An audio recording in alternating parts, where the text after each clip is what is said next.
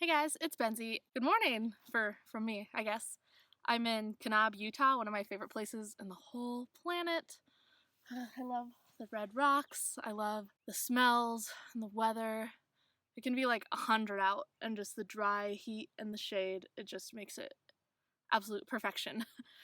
So this video is going to be traveling while on polyphasic sleep, or at least my first experience doing like a big trip on polyphasic sleep. There are some other factors, I'm not just polyphasic sleep isn't the only thing affecting me. I If you watched my last video, you saw my emotional breakdown. I am going to talk about some personal stuff beforehand. I'm going to talk about responding to the last video I made on polyphasic sleep and some of my thoughts after getting responses on it, and even like my immediate feelings after posting it. Then I'm gonna talk more about the travel element, so if that's all you're interested in, I will put a timestamp in the description so you can hop right to that area and don't have to deal with all my emotions. So yeah, so that video from yesterday, the crying in the car at night video, that is related to traveling while on polyphasic sleep, I guess, kind of, because it's true. If your friends are like staying at a hotel and there's just one room, you have to like go finding something else to do because you don't want to just sit in that room silently. I did try that one of the nights. It was not pleasant. There's like an extra element added to all this, which is COVID. And so I actually didn't even, I probably could have safely, but I just didn't feel super comfortable hanging out in the lobby. I didn't feel comfortable going to these things. I actually don't think would have been good ideas. The lobby one is the one I was saying could be moderately safe. But I definitely didn't feel comfortable like going to like chill at a bar to chat with people, or even like setting up a Tinder date to go meet someone and hang out. Yeah, so I confined myself to the car, which is the only place I felt safe from COVID and the night, because I didn't also, in unfamiliar places, I'm not gonna go on like a hike in the middle of the night.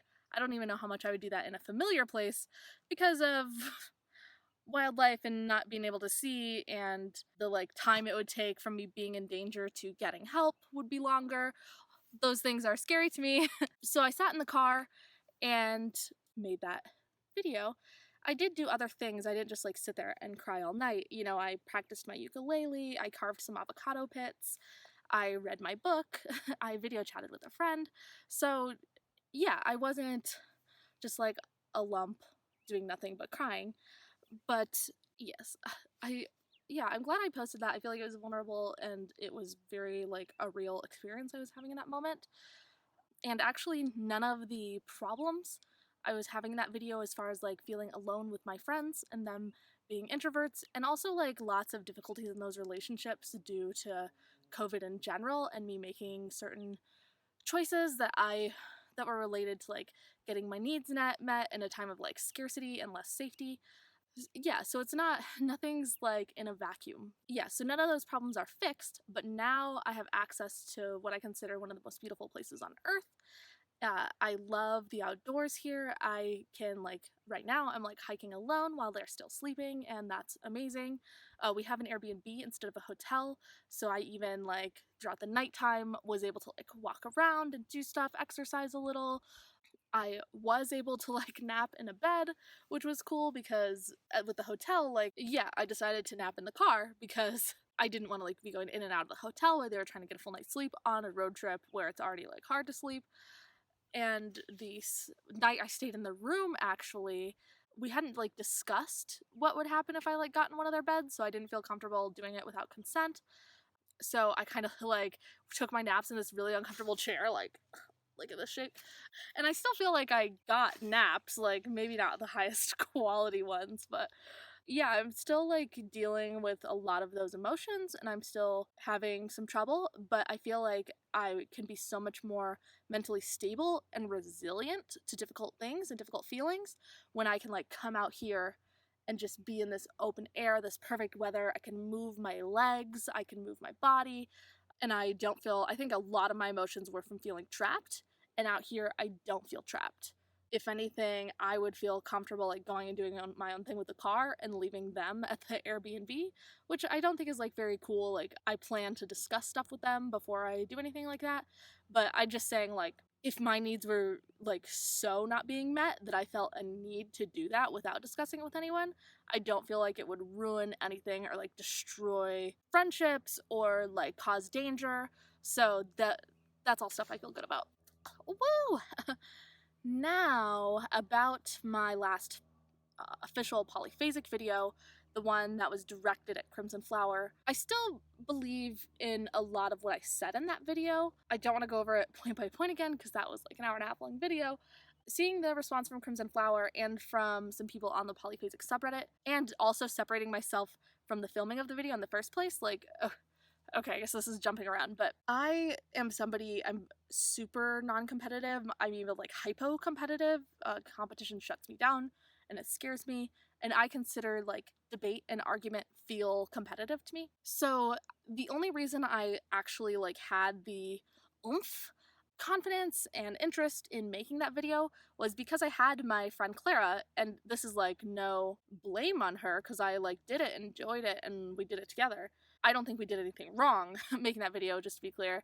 Yeah, I realized I was starting a debate or a competitive discussion without having the skills to like deal with responding back and forth over and over again, because it was like my last day with Clara, so I wasn't gonna have her by my side.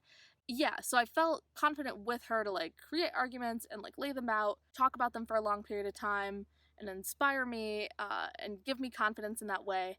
And not that I don't like competition because I'm insecure. It just isn't like enjoyable experience for me. I'm sure I'll talk in the future about like some of my childhood experiences around that and why I get like really shut down around it. I would not have made that video on my own, is what I'm saying. And now that I am on my own, I don't think I'm gonna engage with content in that way. I don't think I'm gonna do response videos to other people. I definitely don't plan to make like a full response to even the like comments I got on it, so people can read those and like make decisions based on what you think. And definitely like Crimson and the polyphasic subreddit have more data than I do, because my data is just my personal experience, and I still think I value being skeptical of small scale data. But yeah, I maybe was a little too pushy on dismissing it altogether.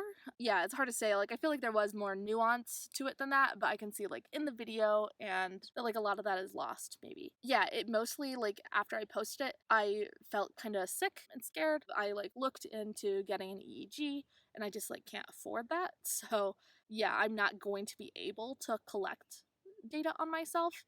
And also one of my first reactions was like, because what like a criticism that people brought up was that me and Clara both went on to easier sleep schedules. You know, that's totally accurate. Clara went on to the Everyman, and I went on to Spamail, which stands for sleep polyphasically whenever you like. So my initial reaction to that feedback was like, okay, you know what? I know I can do it. I'm gonna crack down. I'm gonna do Uberman, and then I'm gonna prove to everybody that it's possible. But I realized like that also just like felt really like like competitive, I guess. Not to like label everything under that, but yeah, I realized that doesn't feel good and it doesn't feel right to what I actually want to do, which is be like a flexible human, like in the wind. And I think at the times in my life where I did the Uberman schedule, I had like such a rigid life anyway, because I was like in school and working and managing a band. So that structure was like already set up around me, and I could use Uberman as a structure inside of it. But my life now, I don't have very much rigidity to it, if any. So, besides like my own boundaries, so having a schedule Spamail where I hate the name of it. I would like to call it something else at some point. But having a schedule that's open and flexible where I can stay awake for 5 hours or 3 hours, or if I can take a nap just to like escape reality for a little bit, which sometimes is like a really good like stress reset, I found. Like not even because I'm super sleepy, but if I'm like angry or sad or stressed, sometimes if I take a nap, I can wake up and that feels like very far behind me. Like going to sleep for a whole night. Sometimes you wake up in the morning and you're in a different mood. And so I don't want to give up that in order to prove to people that I can do the Uberman sleep schedule again. I know the experiences I had. And yeah, I think I'm actually just not interested in telling people what they should do or what they should think or what is reality and what is truth. I just kind of want to document my experience and my feelings, and it doesn't need to be applicable to anybody else's life. And I may not stay like fully, like may make mistakes on my language and how I present things sometimes on that, but that is how I want this channel to be set up. And there are some things I think are more important than others. Like I do think it is important. The word important is so fucking weird, but it's important for people to not be racist. So I would care more using like maybe should language around that. But even so, like I can't affect people's behavior. I can just display my behavior. Even with that, I do think I would prefer to just like talk about my own experience, or even like or talk with someone else about their experience, but not talk like at people and tell them what they should do or what they should think. That really isn't something I'm interested in. I did that. I realized like I was having a lot of anger and sadness around the polyphasic sleep community on Reddit, which got directed at Crimson Flower because they seem to be like a figurehead. So I wanted to just talk about some of the very like non logical emotional reasons I think I made that video. I think the biggest one is when I did the Uberman sleep schedule back in 2010 and 2012. And apparently before that, I did not remember that first attempt that I talked about in my 10-year-old video, which you can watch. It's kind of cool because it's of me as like a teenager doing the Uberman sleep schedule for the third time, I guess. This is my fourth time, except I'm not doing Uberman. So what happened was at that time I was very alone. Like the internet obviously existed, forums existed, but I wasn't as savvy on them, and I didn't really see the internet as community at that time. I saw it as like I would like read an article on the internet or watch a video on the internet. Like I didn't discover Reddit till later. And yeah, so for me, at the previous times of doing the Uberman sleep schedule, I was very much alone in doing it. I tried to get a friend to do it and they failed quickly. I think when I was going in to do it this time, I was really excited not only to have my friend Clara do it with me, but to be able to go into an online community where lots of people are doing the schedule, because I figured like there must be people all over the world talking to each other, doing it, being excited, like with tips and tricks and all kinds of cool stuff. And what I found was that does exist for the polyphasic sleep community, and it was anti Uberman, So I felt like I was going in to find community and actually ended up feeling more alone. And I also like admittedly had an emotional reaction to this idea that a bunch of like young men were going to tell me that what I'm doing is impossible. Yeah, that did not, it just like doesn't feel good. I had a bit of like sadness, loneliness, anger in my reaction, which like motivated that previous video. Like the other stuff, I just don't want to come from that place. I do wish like the actual Uberman subreddit is completely dead, you know?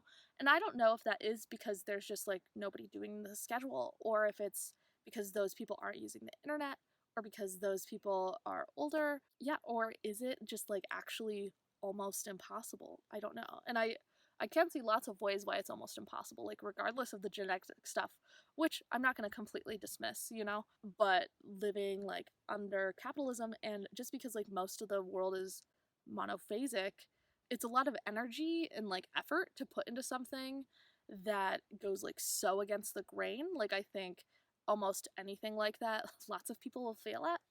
So yeah, it doesn't shock me, but I was disappointed because I was hoping to go find community, and what I found actually was people telling me that I was wrong, and what I even like talking about this thing I'm interested in is negative.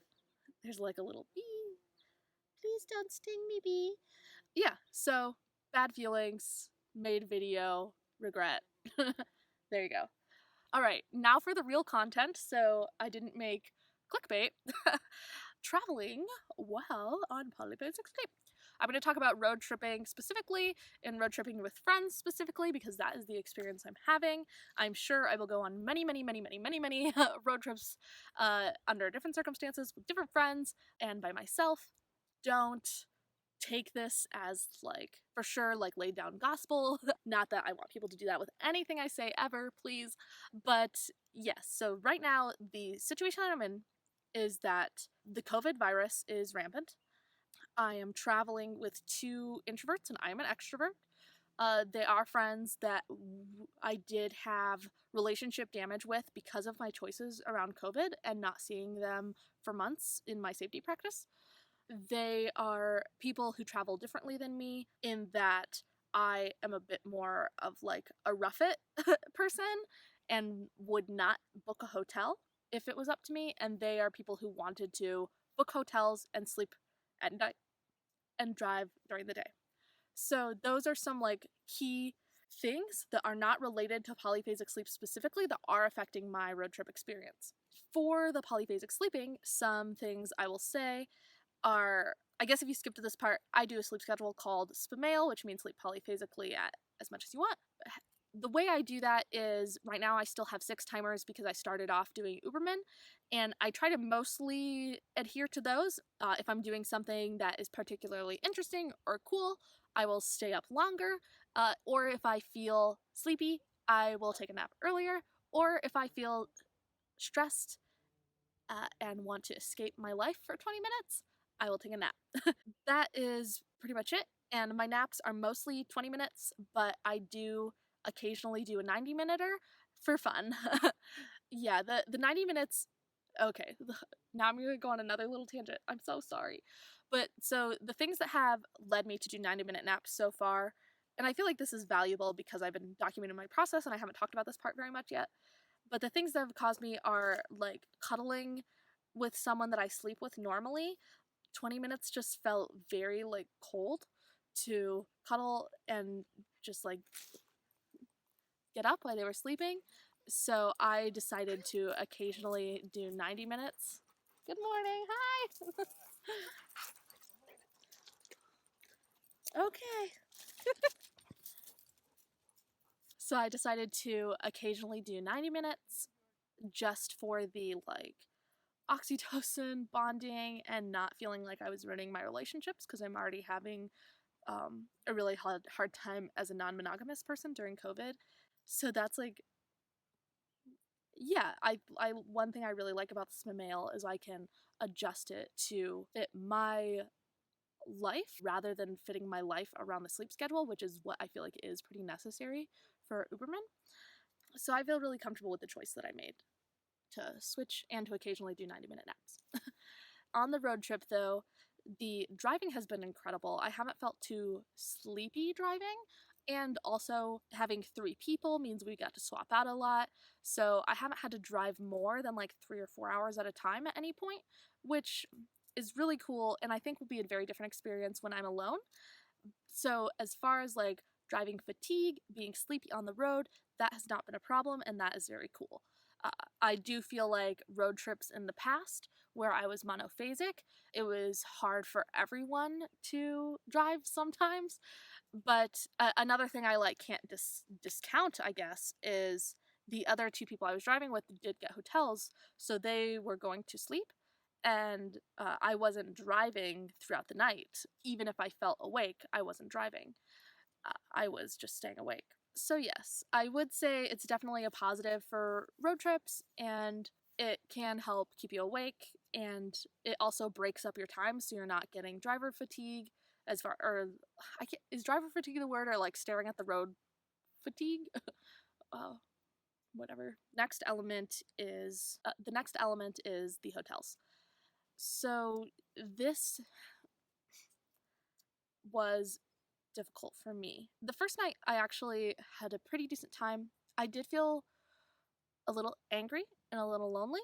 And some of that anger was from feeling like because the other 2 people had a lot more similar needs and desires, and mine were the unique ones, that I had to, like, there wasn't argument over whether or not we would go to a hotel. It was kind of like, we are going to a hotel. That is what we are going to do. And that made me feel trapped and bad. It made me feel like I didn't have agency in my vacation. And also, it was in parts of the country that I wasn't interested in being in.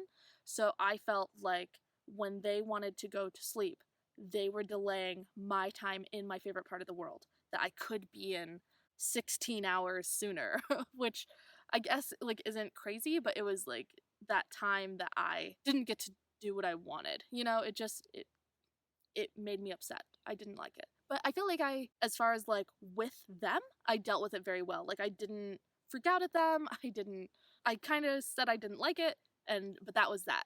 You know, I didn't make it a big deal.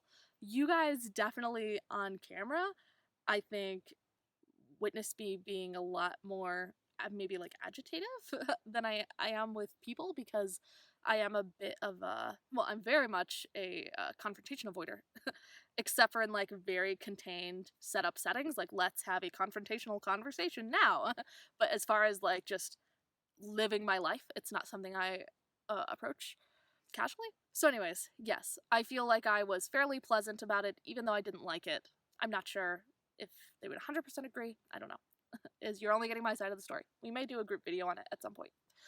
So what I did is the first night I sat in the car and I played my ukulele and I carved avocado seeds and I did a video chat and I read my book. I'm reading Contact right now. It's very good. I'm almost done with it. And so like the first night, I was not happy I was in the car all night, but I had a decent time. So yes, that one was also like not all night. Like they agreed to sleep for like 4 or 5 hours and then we would go.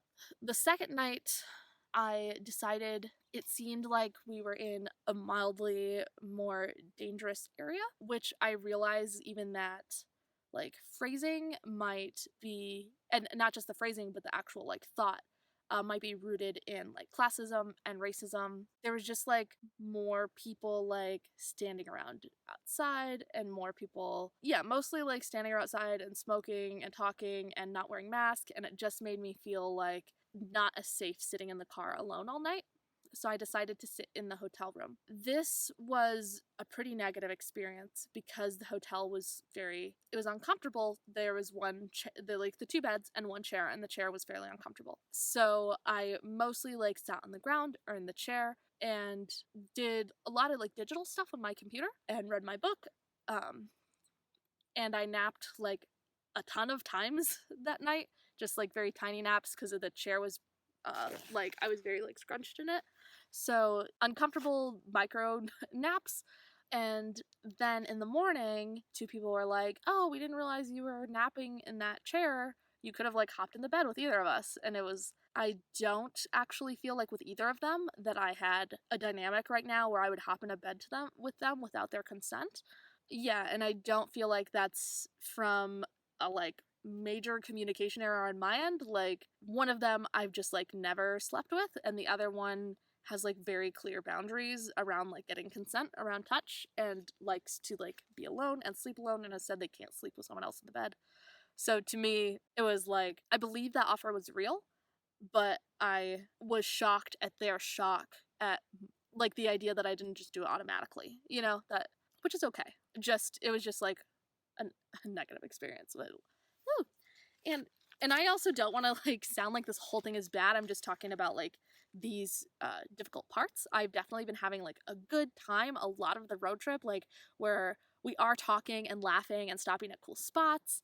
And I am friends with these people, you know, they're not just like 2 like miserable randos I picked up to go do this road trip. So yeah, I'm not having a just negative experience, but these are some negative experiences I'm having, and I do think they are more related to polyphasic sleep directly. And then the third night it was also like a different set of emotions because we got a campsite. So in the campsite was like right next to a building with Wi-Fi and a kitchen and a washer and dryer, and and the campsite was right next to another campsite, like barely toss a rock distance, you know?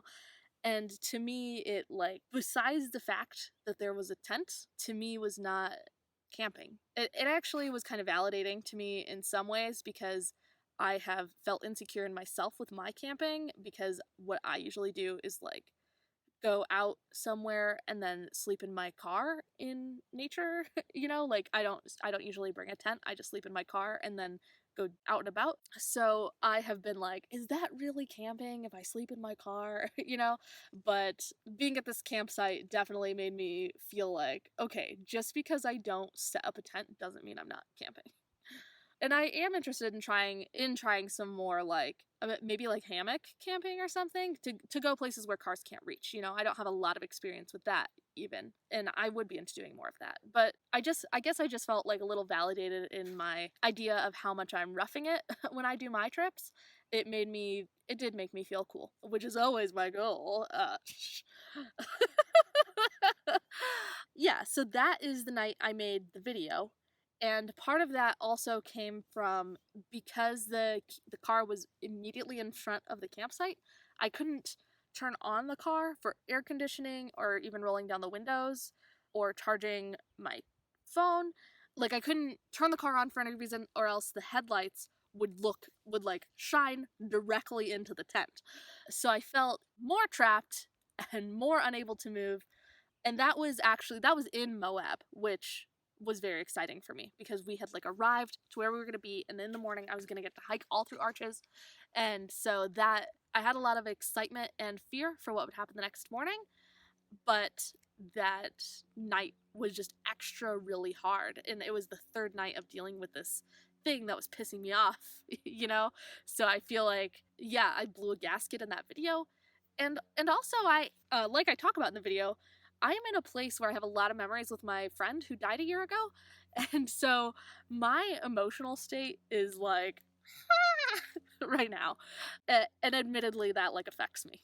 It affects me a lot. So if you're going to be doing polyphasic sleep while traveling with other people, prepare to be alone a lot. Prepare to not be able to go places, at least with COVID. Prepare to feel stuck in one place, like unable to move because other people have to sleep. And maybe road trips in general. Yeah, I love I love road trips. I go on them all the time.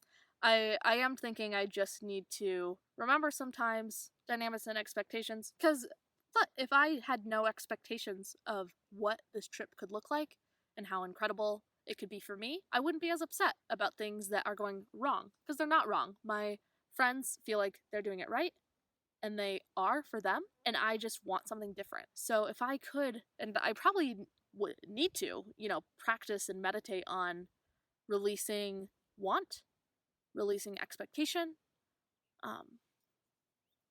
and releasing resentment, and I could be having a much better time. So maybe this video isn't about polyphasic sleep necessarily. It's about life, and I guess my life is what this is, and it includes polyphasic sleep, so there you fucking go.